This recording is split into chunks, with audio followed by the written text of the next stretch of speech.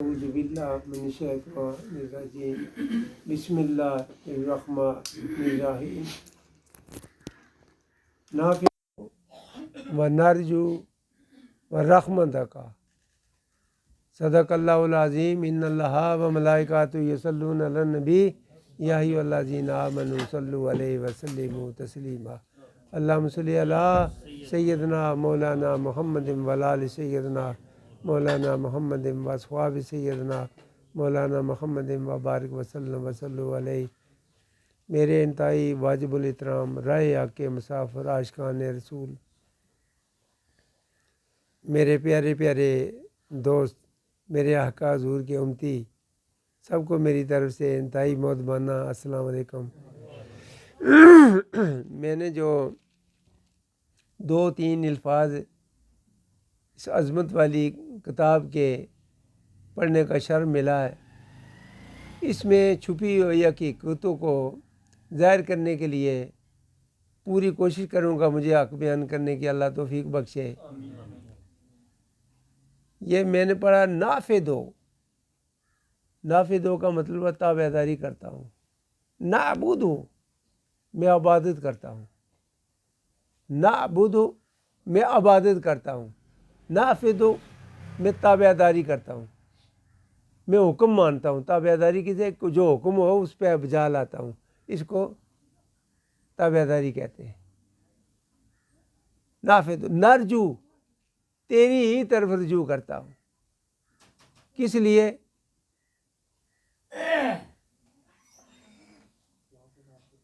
نرجو رحمت کا تیری رحمت کے لیے رجوع کیسے کرتا ہوں؟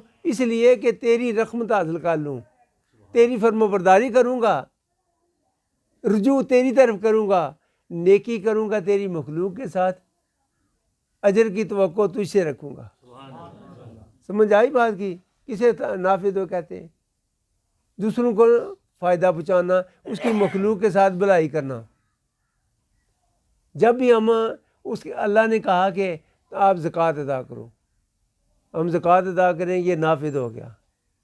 اللہ نے حکم دیا نماز پڑھو، ہم نماز پڑھیں گے، یہ نافذ ہو گیا۔ اللہ نے کہا کہ میرے مخلوق کے ساتھ بھلائی کرو، میں رحم کرتا ہوں رحم کرنے والوں پہ، آپ لوگوں پہ رحم کریں گے تو میں تجھ پہ رحم کروں گا۔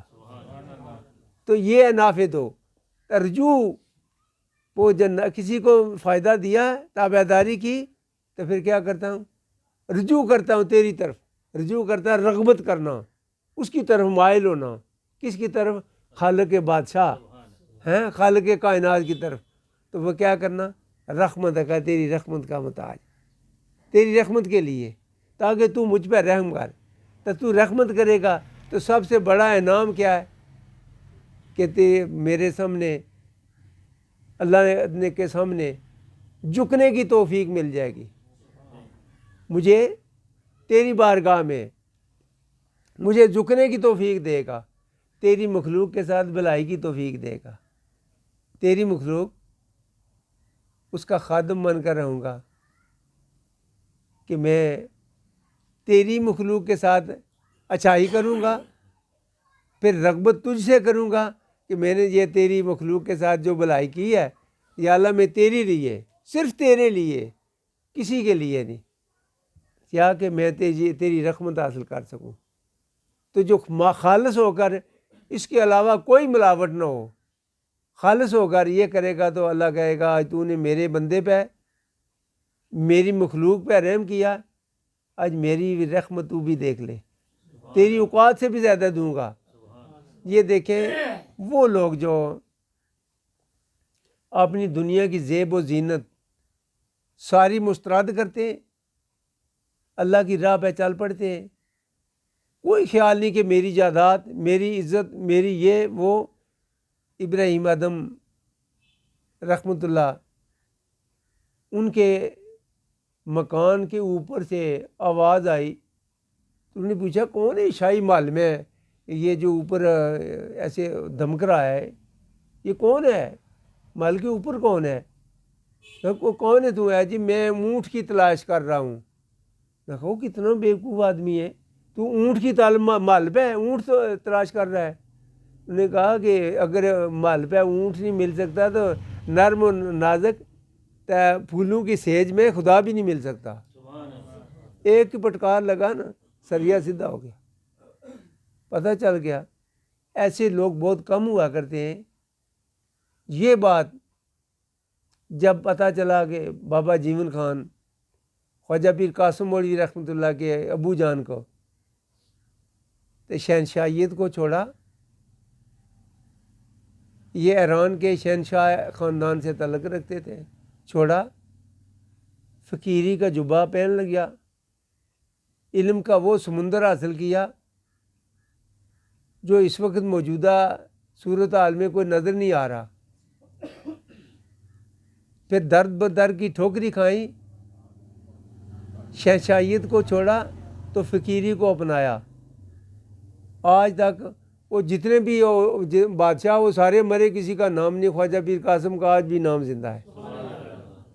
اور میں ایمان کی پوری قوت سے کہہ رہا ہوں کہ میری نظر میں اس وٹے نہ بندہ ابراہیم ادم شاہ ولی اللہ محدث دہلوی, یہ اس جن کا اتنا نام معروف نہیں ہوا مگر یہ اس وٹے کے لوگ تھے. یہ اس طریقے کے لوگ تھے. شاہ ولی اللہ محدث دہلوی رحمۃ اللہ نے اپنی زندگی ساری اللہ کے رسول کی باتیں, حدیث کسے کہتے ہیں, حدیث رسول اللہ بات کرنے کو, اللہ کے رسول کی باتیں تشریح کرتے رہے. تو ان کے جو بیٹے تھے شاہ عبد القادر شاہ رفیع الدین محدث دہلوی رحمۃ اللہ, اپنے بیٹے بھی انہی کے پیچھے چلے. ساری زندگی محمد رسول اللہ کی پیغام ہی پہنچاتے زندگی گزار دی. یہ بہت کم لوگ ہیں جو اس طرف چل پڑے مگر اپنی عیش و عشرت کی پرواہ نہ کی. اگر کسی کو سونے کا چمچہ بھی مل جائے, جہاں خواجہ پیر قاسم مولوی رحمۃ اللہ نے 80 سال بیٹھ کر گزارے اس بیابان جنگل میں, 80 سال بیٹھ کر گزارے, ہے کہ وہ ماں کا لال, اتنی جرت کرنے والا, پھر کس خاندان کا. دوسرا یہ بھی ایک عرض کرتا چلوں, یہ جو کنعان تھا حضرت ابراہیم خلیل اللہ علیہ السلام کا جہاں گھر تھا نا, اس شہر کا نام کنعان ہے. وہ کنعان کے حضرت یعقوب علیہ السلام صلوات کی جو دونوں بیویاں ماموں ذات تھی وہ ایران کی تھی, اسی خاندان کی تھی. یہ کنعان کے جو لوگ تھے ان کو کیانی کہتے ہیں, جسے گکھڑ راجپوت بھی کہا جاتا ہے, جسے گکھڑ راجپوت کہا جاتا ہے, ان کو کیانی کہتے ہیں.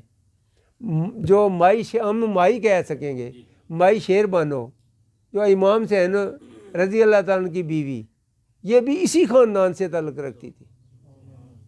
مائی شیر بانو یہ بھی شہنشاہ کی بیٹی تھی, بادشاہ کی بیٹی تھی. تو اسی لیے حضرت عمر فاروق رضی اللہ تعالیٰ نے شاید شہزادے کے ساتھ شہزادے کی شادی ہونی چاہیے. تو حضرت امام حسین رضی اللہ تعالیٰ عنہ کے نکاح میں آئی. تو یہ پوچھیں ہمیں کہتے تو ہیں ہم نے حسن حسینی, میں نے کہا شیر بانو کون تھی؟ تو بھائی نہیں یہ بات نہیں کرنی, آپ پتہ آپ کو نہیں یہ بات نہ کریں. وہ یہ بات نہیں کریں, یہ دیکھیں یار ان کے گھر کی بات نہ کیوں نہ کریں. اس سے کیا پتہ لگا سید کا رتبہ ہی ایسا ہے, سب جو اس کے ساتھ ملے اسی کے ساتھ لگائے جاتے ہیں, ہے نا.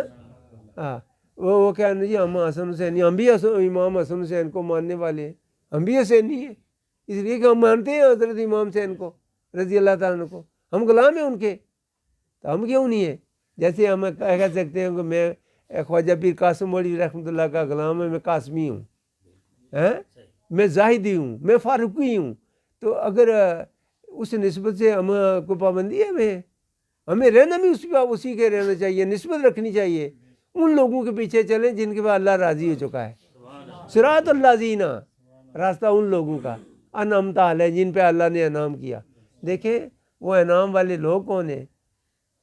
دنیا کی زیب و زینت کو پیچھے تھوک دیں گے. بابا جیون خان خواجہ پیر قاسم مولوی رحمۃ اللہ کے ابو جان دنیا کی زیب و زینت کو ترک کیا, شاہی خاندان سے تعلق رکھتے, تو اپنے فرزند لخت جگر کو دین کا تحفہ عنایت کیا وہ علم کا سمندر حاصل کیا انہوں نے. تو مائی صاحبہ نے خواجہ پیر قاسم مولوی رحمۃ اللہ کی امی جان، انہوں نے اپنے بچے کو عیش و عشرت سے دور رکھا، ساری زندگی فقر کے میدان میں اپنے نفس کا جہاد لڑا، اللہ نے کامیابی دی، اپنے وجود پہ کنٹرول حاصل ہوا تو قرب الہی نصیب ہو گیا، پیروی رسول نصیب ہوگی، محبت رسول نصیب ہوگی. باخدا ان کی قبر پہ بھی کھڑے ہوں تو محمد رسول اللہ کی خوشبو آتی ہے. ہاں دیکھا آج تک کو جائے موڑا شریف جو گیا ہے تو اسے کہیں کوئی ڈھول ڈھمکے کا یا کسی ناچ گانے کا کوئی آواز آیا تو گیت خدا اور رسول کا گیت گایا ہے، لا الہ الا اللہ کا، اللہ کا گیت گایا، اللہ کے رسول کا گیت گایا. کوئی اس میں علاوہ کوئی بتائے میں وہاں کوئی ڈھولکی کسی نے دیکھی ہے یا کوئی ناچ گانا دیکھا ہے؟ اگر دیکھا وہاں تو ذکر الہی میں لا الہ الا اللہ کا ذکر دیکھا، محمد رسول اللہ کی نعتیں پڑھتے دیکھا. تو ساری زندگی اس بیابان جنگل میں وہ ذکر کیا جو پوری دنیا میں گھما دیا. واہ بابا پیر خواجہ پیر قاسم مولوی رحمۃ اللہ تیری اس ہمت کو سلام کرتا ہوں کہ وہ شان ایک بیابان جنگل میں توحید کا وہ اور پیروی رسول کا وہ جھنڈا گاڑا جس کے سائے میں میرے خیال ہے اس وقت لاکھوں نہیں کروڑوں لوگ اس سائے میں بیٹھے لطف اندوز ہو رہے ہیں.